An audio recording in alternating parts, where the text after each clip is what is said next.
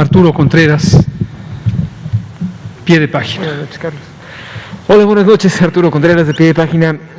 Aprovechando que hay tiempo, varias preguntas. La primera, esta semana se aprobó el reglamento para el uso medicinal de la marihuana. Entonces, dice que todas las personas que vendan productos, fármacos o medicamentos derivados de la cannabis necesitan tener un permiso y una serie de código de barras digital tramitado ante la COFEPRIS, ¿no?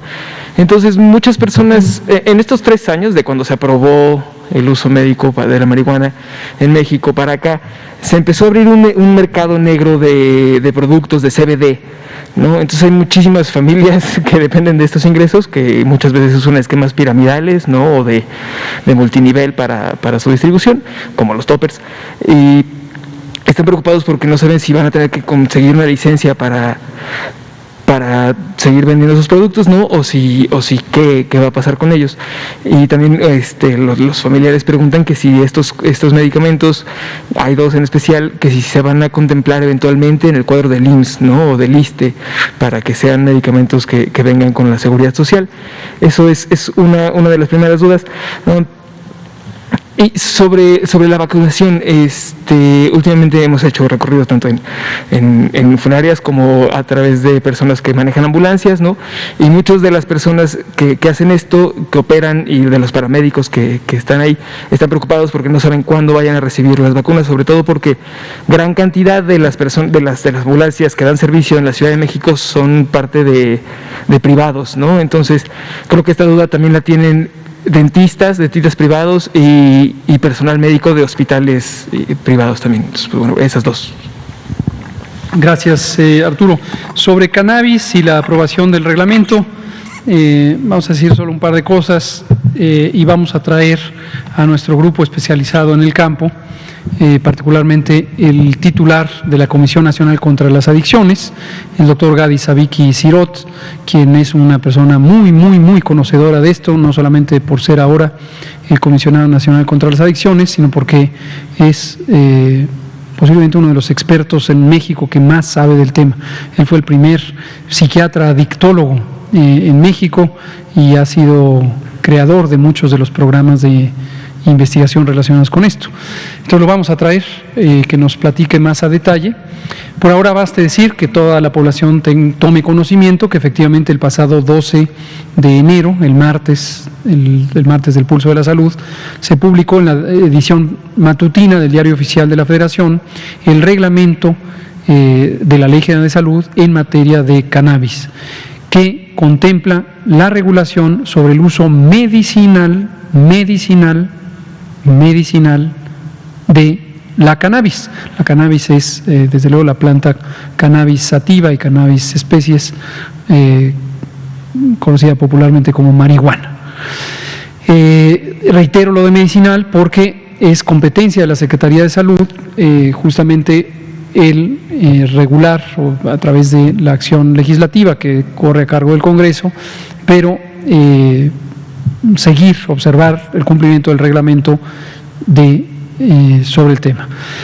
Participan también otras 3 entidades, no solamente la Secretaría de Salud, sino también la Secretaría de Agricultura y Desarrollo Rural, porque hay una sección, un capítulo del reglamento que contempla el tema de la calidad de las semillas de cannabis que pudieran utilizarse.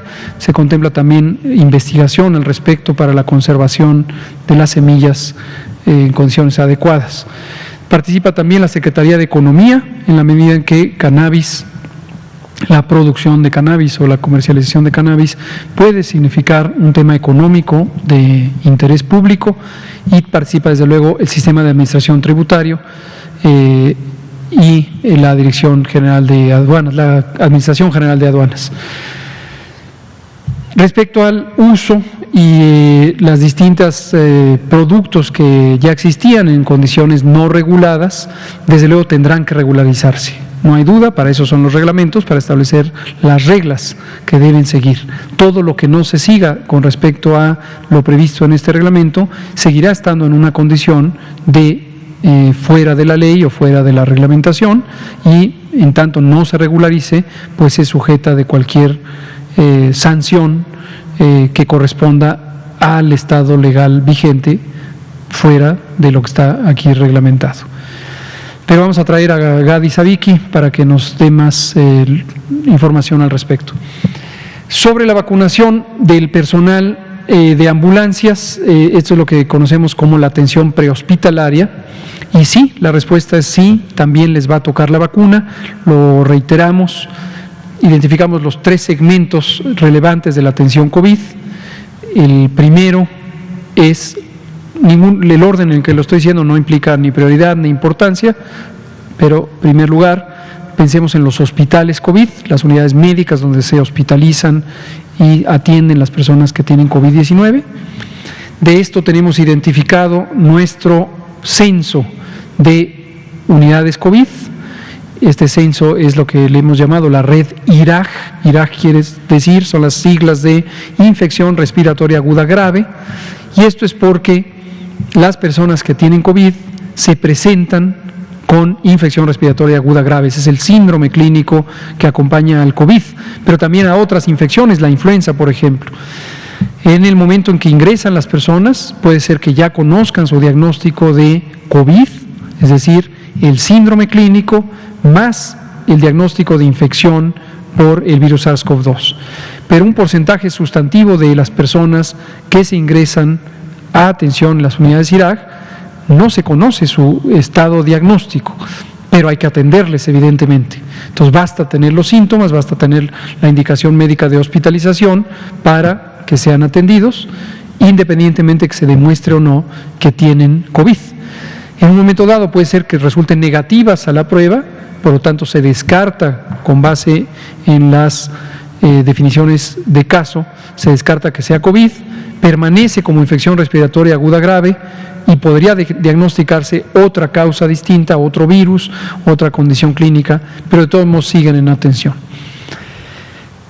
Las personas del equipo clínico son médicas, enfermeros y muchos otros miembros del personal, laboratoristas, camilleros, trabajadoras sociales, son 11 categorías laborales.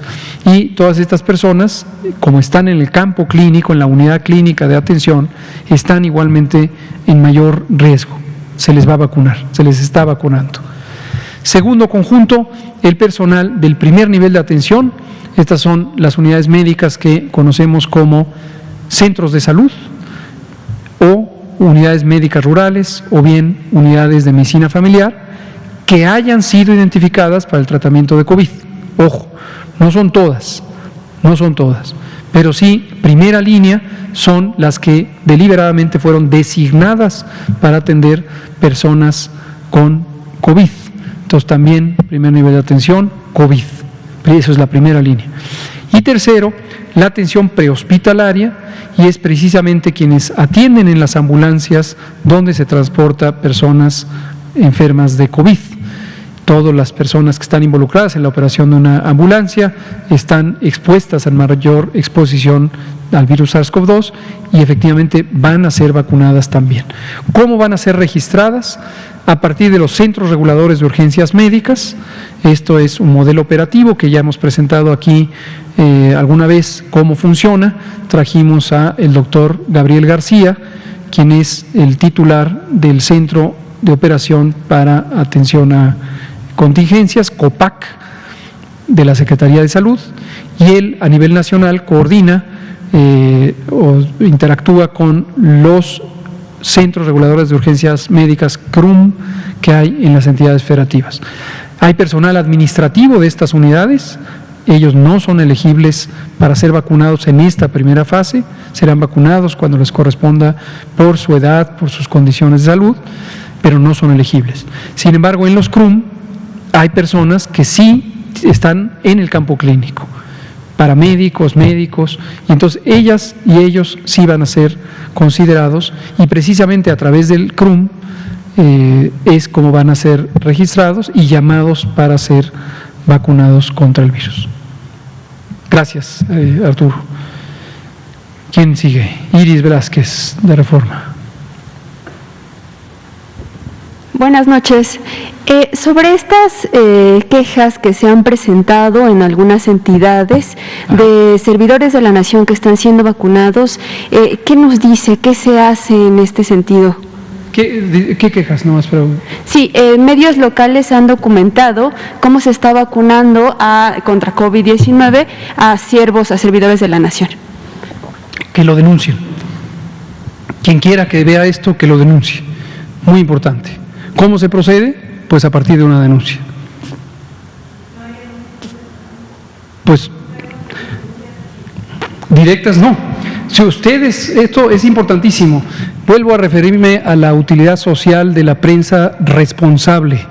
Si alguien de la prensa responsable identifica un hecho que es reprobable en términos de la conducta social porque afecta los intereses colectivos o los intereses de otra persona, ayúdenos a denunciar de manera estructurada, formal, clara, identificable. Lo otro, sacar una foto, sacar un pie de página, decir está ocurriendo un problema, pero no ayudar a documentarlo, pues es prácticamente lo equivalente a un chisme. No se puede evidentemente sancionar o perseguir una conducta con base en un chisme, ¿no? Sería un poco descabellado y sería muy desgastante, sobre todo que aparecen muchos chismes en algunos de los periódicos. Entonces ayúdenos, si quieren ayudar, pues se los agradecemos, pero háganlo realmente con una manera que nos ayude. Se los digo de una vez, se los digo con todo respeto, los chismes no ayudan. Si tienen una denuncia, ayúdenos a presentarla y que podamos identificar con claridad de quién se trata. En donde ocurra, Y reiteramos, no es aceptable. Quien quiera que cometa estos actos de saltarse la fila, de inscribirse para vacunar, de facilitar que alguien se vacune cuando no le toca, está cometiendo una arbitrariedad contraria a el plan científico de vacunación contra COVID en México. La razón que sea. Entonces, llamamos una vez más a quien esté en esta condición que se abstenga de hacerlo.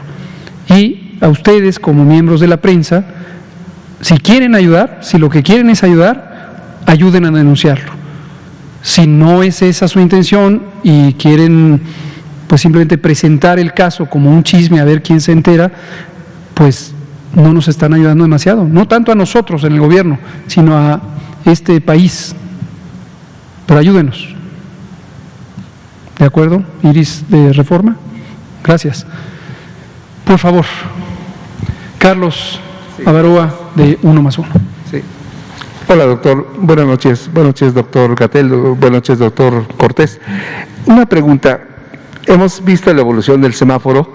Originalmente eran 3 estados que estaban en rojo, evolucionaron 2 más, que son 5. La sorpresa ayer son 10. O sea, son bastantes estados. O sea, quiere decir que hay dificultades en cada uno de estos estados. Yo quería pedirle su opinión al respecto de estados, por ejemplo, como Querétaro, que tenían ya mucho avance y tuvieron que retroceder. ¿Cuál es su opinión al respecto, doctor? Con mucho gusto. Vamos a pedirle a nuestro semaforista que nos comente al respecto. Muchas gracias. Todos, en realidad, todo el país está ahorita en una época en la que sabíamos que iba a incrementar la actividad viral en general. Y evidentemente lo que estamos observando es que principalmente el virus principal que está afectando en todo el país es el SARS-CoV-2. O sea, sabíamos que esta situación iba a pasar. Entonces, ¿qué es lo que sucede? Conforme el riesgo epidémico va disminuyendo y los indicadores van disminuyendo, el riesgo, el color cambia a un riesgo menor y las actividades sociales y económicas pueden incrementarse.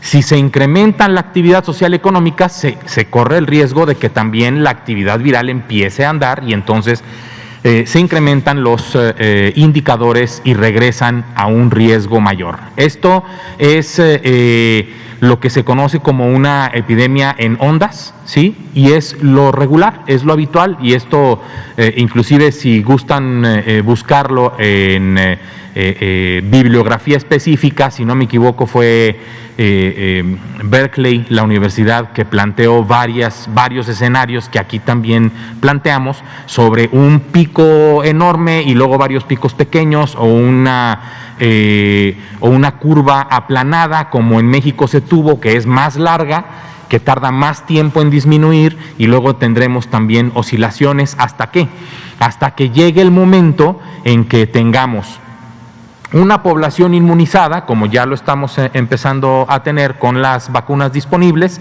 y además que lo que estamos esperando es que el virus SARS-CoV-2 se comporte como todos los virus respiratorios que se introducen a nuestro ecosistema y que tendrán una actividad endémico-epidémica. O sea, va a existir siempre el virus SARS-CoV-2, va a tener menos actividad durante primavera-verano y una actividad mayor en otoño e invierno.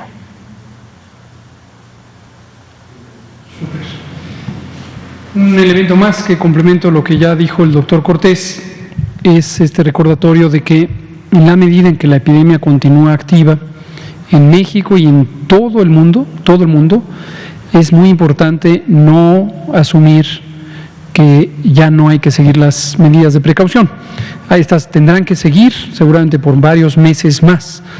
Pongo un ejemplo con uno de los países que más amplia vacunación ha logrado, Israel. Es el país que después de Estados Unidos, en términos de número, pero proporcionalmente más vacunación ha logrado, hasta el momento cerca del 18%, pero también es uno de los países que tiene en este momento el incremento más rápido y más grande de la epidemia.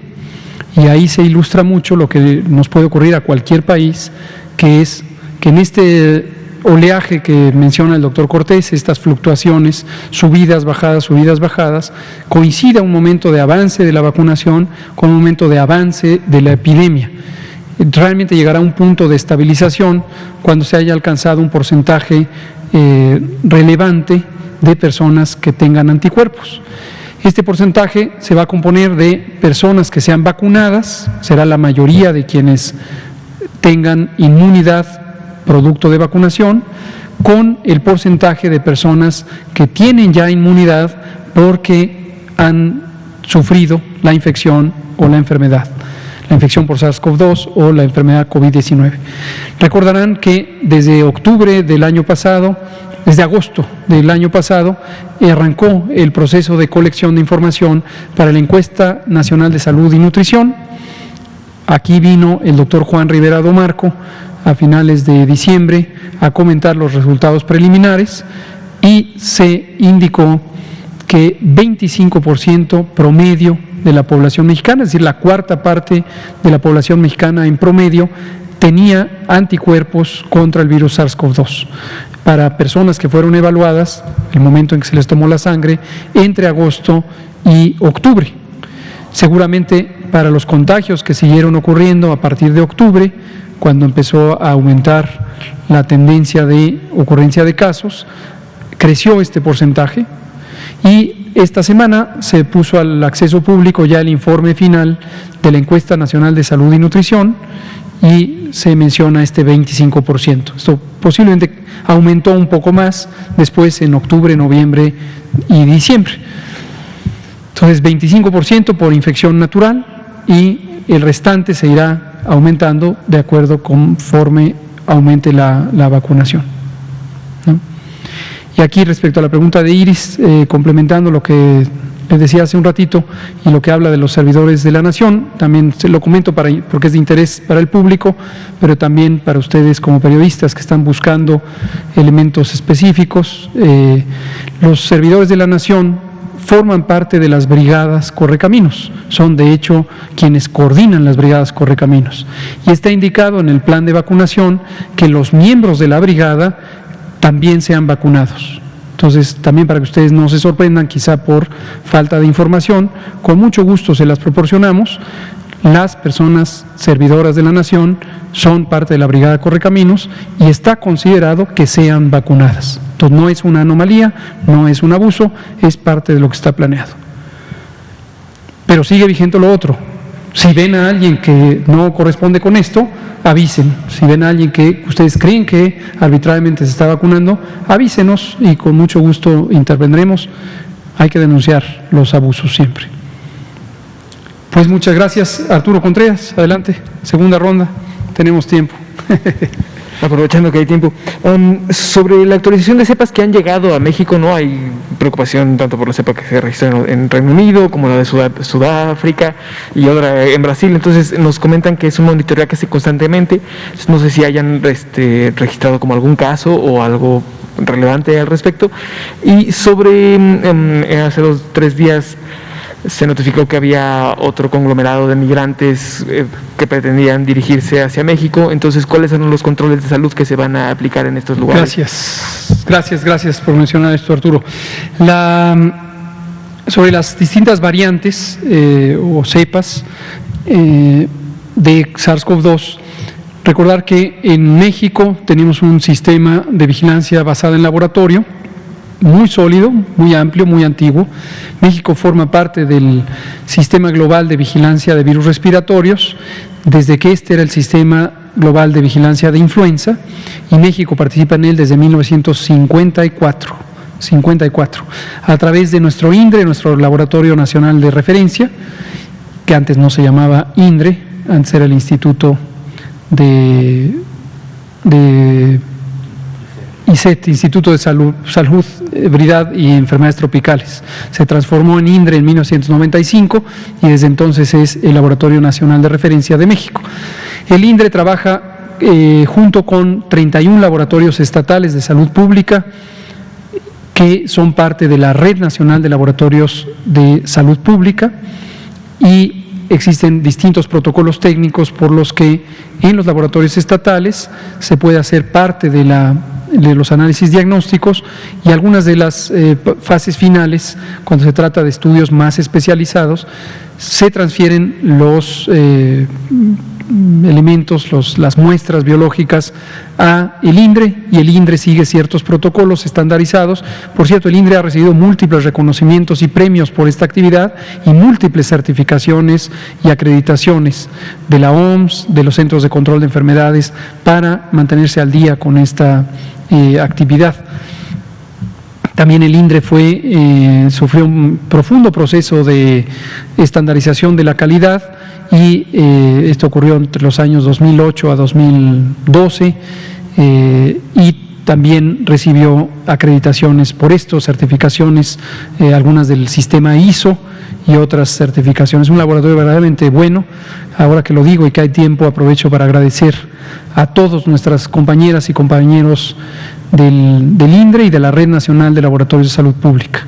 Irma López Martínez, la maestra Irma López Martínez es la directora de diagnóstico, Lucía Hernández Rivas es la directora de Servicios Auxiliares y Calidad, y entre las dos hacen un trabajo espléndido, coordinando un equipo humano muy talentoso. Ellas trabajan directamente con el doctor Alomía, que como director general de epidemiología también es jefe del INDRE. Regresando a las cepas, entonces esta vigilancia lo que nos permite es detectar oportunamente, informarnos a nosotros mismos al interior del país y también informar al resto del mundo en estas redes de diagnóstico, poder comparar cepas, por ejemplo, o variantes. Como comentábamos hace unos días, tuvimos ya un caso registrado, el paciente inglés, este individuo de nacionalidad británica, que viajó desde Holanda hacia México y venía asintomático, pero ya estando en México desarrolló síntomas y desafortunadamente presentó enfermedad COVID grave. Está actualmente hospitalizado en Tamaulipas, sigue hospitalizado, y esperemos que se recupere y ojalá salga con bien. Siendo un solo caso aislado y con base en los antecedentes de estas cepas, no se ha demostrado que exista relación entre la naturaleza de esta variante. Esta es una variante que apareció o fue documentada en septiembre en el Reino Unido, informada al mundo por el gobierno del Reino Unido en diciembre, a fines de diciembre, pero no se ha documentado que esta variante se asocie con mayor virulencia, mayor capacidad de causar daño. De las otras cepas que se han documentado muchísimas, muchísimas variantes, decenas, centenas de hecho de variantes, pero algunas de mayor notoriedad han sido estas recientes, también una de Sudáfrica y la que usted menciona de Brasil. En México no se ha documentado todavía esas otras en personas, pero es cosa de tiempo, irán apareciendo. En este momento de la cepa o de la variante de Reino Unido ya se han identificado cerca de 30 países, se habla de que posiblemente pronto se documentará en 50 y seguirá aumentando, y es muy probable que en todo el mundo circule la misma cepa en algún momento. Podría llegar a pasar, si es que realmente la cepa es más transmisible, que se convierta en insisto en llamarle cepa, pero no es cepa, es una variante. Esta variante podría convertirse en la variante predominante. Ha habido consideraciones sobre que esta variante, por ser más transmisible, podría ser más intensa la carga de enfermedad de COVID-19 y ser parte de los retos a enfrentar durante 2021. Ese es en lo que vamos. Caravana migrante, muchas gracias. Hace un par de días, el jueves por la noche, prácticamente viernes por la madrugada, se integró una nueva caravana de personas migrantes, fundamentalmente de nacionalidad hondureña. La caravana se conglomeró en San Pedro Sula, Honduras, y empezó a desplazarse con dirección norte, con la intención de llegar a Guatemala, transitar Guatemala y finalmente entrar a México. Y la información que tenemos hasta el momento aparentemente es mayormente por la frontera en Tapachula, Chiapas, pero podría ser que haya un desprendimiento de la caravana hacia otras fronteras de México con Guatemala. Y se han contabilizado hasta el momento cerca de 5,000 personas, parece que se están integrando ya casi 7,000 conforme la caravana transita a Honduras. Esta situación fue desde luego detectada y oportunamente comunicada por nuestra Secretaría de Relaciones Exteriores. El canciller Marcelo Ebrard puso el punto sobre la reflexión de este fenómeno y fue conversado con cierto detalle en el gobierno, en el gabinete del presidente López Obrador, y se decidió que integráramos un operativo multiinstitucional de respuesta para poder asegurarnos que las personas que ingresen al territorio nacional tienen la protección social que corresponde a cualquier persona que esté en nuestro país. No olvidar que somos un país que tiene un gobierno muy consciente de los derechos humanos y que nuestro primer interés es que las personas no tengan riesgos. Uno de los riesgos importantes, no tiene en este punto una relación directa con salud, es el tema de que sean víctimas de extorsión y de distintos tipos de abusos. Las áreas responsables de esto, el Instituto Nacional de Migración, se estarán encargando de esta parte. Pero también el propio presidente consideró que es importante que haya un acompañamiento de salud para que estas personas no vayan a enfermar y quedarse sin protección de salud, y al mismo tiempo que la población mexicana o la población residente en México también tenga la tranquilidad de que si en un momento dado la caravana, por ser un grupo humano numeroso, llegara a tener a alguien con infección por SARS-CoV-2 y se propagara entre la caravana, podría representar una contribución a la transmisión. Como hemos dicho en innumerables ocasiones y lo volvemos a decir, el asociar personas migrantes con riesgos de salud suele estar cargado de una visión de xenofobia, de estigma, que no guarda proporción con el riesgo real. Si se ensamblaran 7,000 personas mexicanas y empezaran a desplazarse de, vamos a decir, de Oaxaca hacia el Valle de San Quintín, cosa que ocurre por más de 200,000 personas todos los años en las temporadas agrícolas, nadie notaría que podrían representar un mecanismo más eficiente de propagación de enfermedades infecciosas.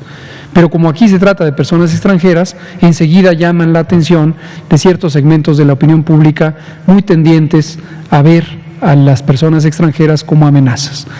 En la ciencia de la salud pública Esto ha sido considerado por décadas, posiblemente siglos, y la evidencia muestra que no hay una razón peculiar para considerar a las personas extranjeras como riesgos para la salud por el hecho de ser extranjeras.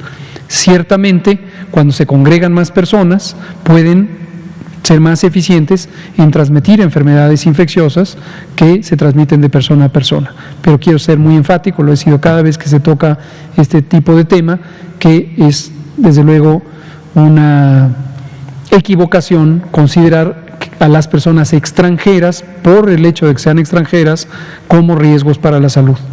La nacionalidad es también hasta cierto punto un accidente histórico que nos distingue a unos de otros simplemente por razones político-administrativas. Entonces, el plan tenemos desde que empezó este gobierno. Recordarán que había caravanas, en ese momento, en noviembre de 2018, había una de las caravanas más grandes que ha habido hasta ahora, la segunda caravana, y transitó por México, y ya desde entonces, aun cuando todavía no estábamos integrados al gobierno, los distintos grupos de transición, incluyendo el de salud, que ya era coordinado por el actual secretario de salud, el doctor Alcocer, nos movilizamos para coordinar una respuesta de salud. En ese momento incluso se movilizó el hospital móvil y estuvo ahí asentado en la zona norte del país. Ese mismo tipo de esquema ha ido madurando a lo largo de la administración y se estableció el pasado 19 de septiembre por decreto presidencial una comisión nacional para la atención de la migración. La coordina el canciller Marcelo Ebrard. De manera directa, esta función le ha sido encomendada al subsecretario Maximiliano Reyes, que es el subsecretario para América del Sur, y en ella participamos varias instituciones, desde luego incluida la Secretaría de Salud, y desde que fue instalada la comisión, la Secretaría de Salud está a cargo del tema de salud y tenemos un mecanismo de coordinación para aquellos elementos que son coordinados desde la Federación y aquellos que son ejecutados desde las entidades federativas. Recordar que la Secretaría de Salud no tiene unidades operativas, excepto las que corresponden a los hospitales federales y los institutos nacionales de salud. Pero fuera de eso, cada centro de salud que hay en el territorio nacional, que son cerca de 20,000, son propiedad y están bajo la administración de los gobiernos estatales.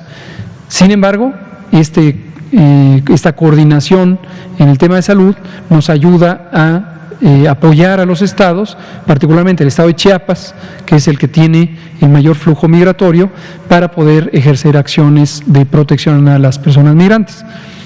El doctor José Luis Salomía es quien, el secretario de Salud, encomendó a coordinar este operativo, y los previos. El operativo consiste básicamente en brindar información. Esta es una acción de promoción de la salud, y aquí está el director general, quien coordina este segmento, en hacer vigilancia epidemiológica a través de interrogatorios médico-epidemiológicos a las personas conforme se incorpora la caravana, y también el uso de pruebas diagnósticas en personas sospechosas de tener COVID-19. Se sigue la misma lógica de lineamiento de vigilancia epidemiológica, se les entrevista, si son casos sospechosos, se realizan las pruebas diagnósticas. Y se les brinda también información para que puedan tener comunicación en caso de que sea necesario a través del sistema de las estaciones migratorias y el trabajo que hace el Instituto Nacional de Migración a cargo del licenciado Francisco Garduño. Pero seguiremos de cerca el tránsito de esta caravana.